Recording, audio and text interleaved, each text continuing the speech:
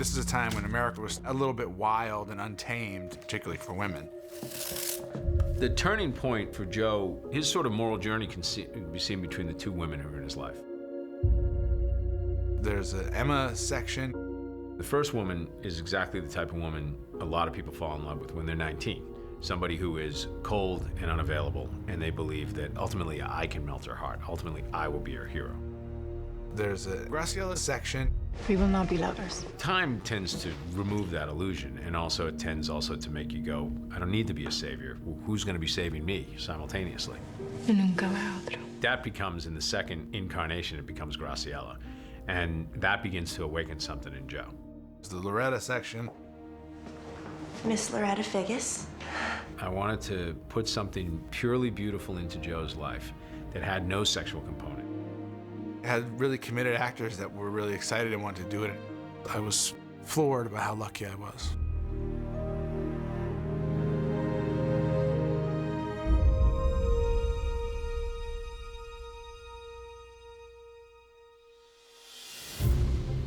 We do what we want to do. We'll go where we want to go. Sienna Miller just got this wonderful kind of Bonnie and Clyde quality. It's that wonderful, vibrant energy that she brings to it that makes it feel so alive. It's a real swank place. I think it's very clear from the offset that she is who she is, and she is a very strong, very no-nonsense, very unfazable, tough Irish lass. But also she's somebody who's struggling because she's always sort of under somebody's foot. You have to see you know who on Saturday.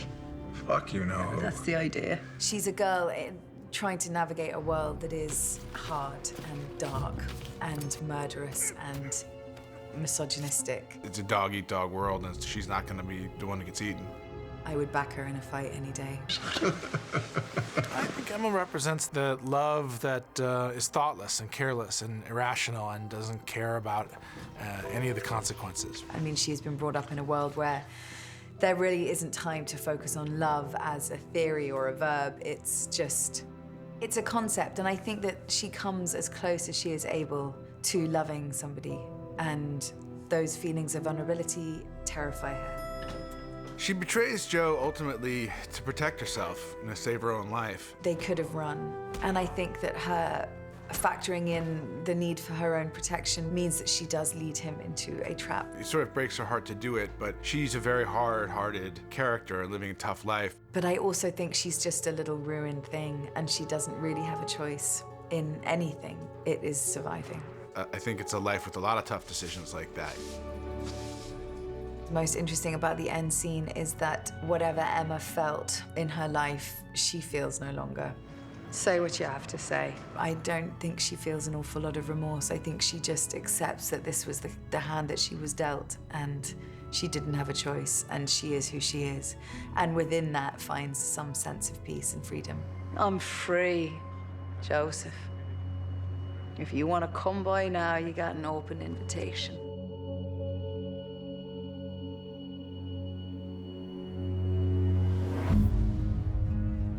Zoe, she was just perfect for the part. It was like she was born to it. It just was perfect casting. She's fabulous in the movie. She fit the bill, and she's an amazing actress. We've met.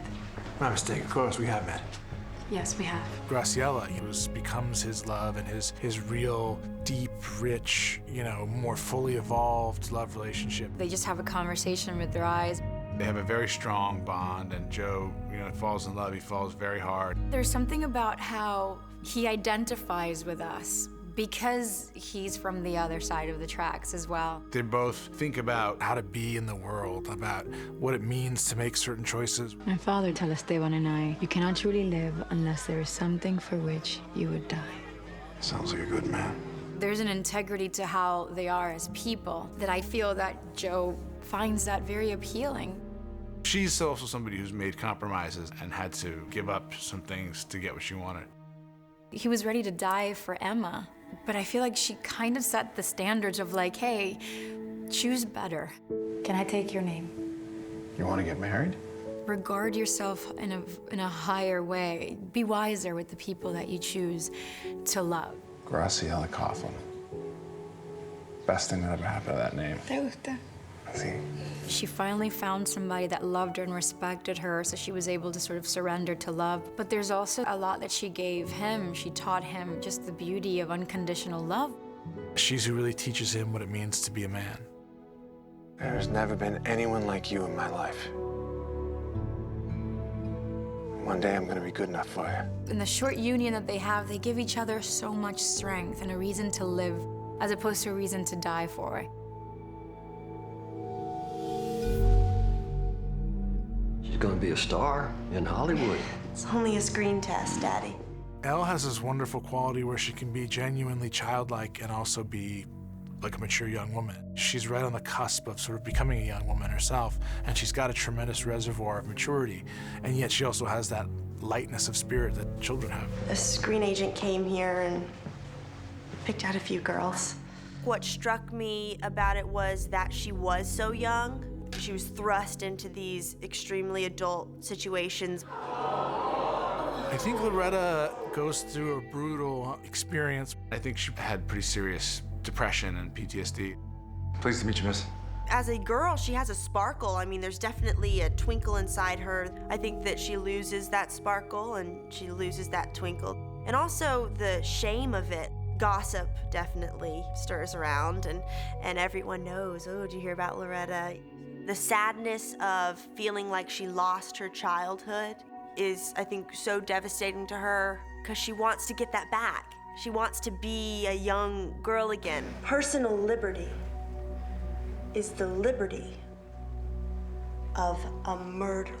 She finds strength in religion as her route to feeling good again after this horrible trauma. She becomes extremely religious. She went through her life a lot thinking that she didn't really have a purpose, and oh, maybe I'll do this preaching. I ask you, how cheap is your virtue? She finds that she can actually persuade people and they're gonna believe her. The things that she's talking about are really intense, and at the end, Loretta finds her power. Why does my father hate you so much? I'm a crook. We see in the cafe scene the sort of realer side of Loretta. What did you do? We see her a little bit more uncertain. I think Loretta sees a good man inside of Joe, and she's not afraid of him. She's not afraid to say, well, these are my beliefs, and you know what, respect that. She's seen the worst of people and what we do to each other, and she's sort of been through what she thinks is the worst of it, so it changes her. We're all going to hell. That's big for her. Someone is finally seeing her, and she feels like she's seen for the first time in a way, even though maybe I think it's too late, but still. Loretta figures she cut her own throat yesterday. What? I think she kills herself because she can't get over the traumatic incident that happened to her. She didn't make it to Hollywood. How her father reacted to it, how he makes her feel miserable. It's very complicated because even though he does beat her, I think that in a weird psychological way, she starts to think that she did something wrong and that her dad has the right to do that. And that's really messed up. And I don't think she can take it anymore. I don't know if there is a God. There's so many different layers to this girl because essentially she's just a little girl. This is heaven. Right here.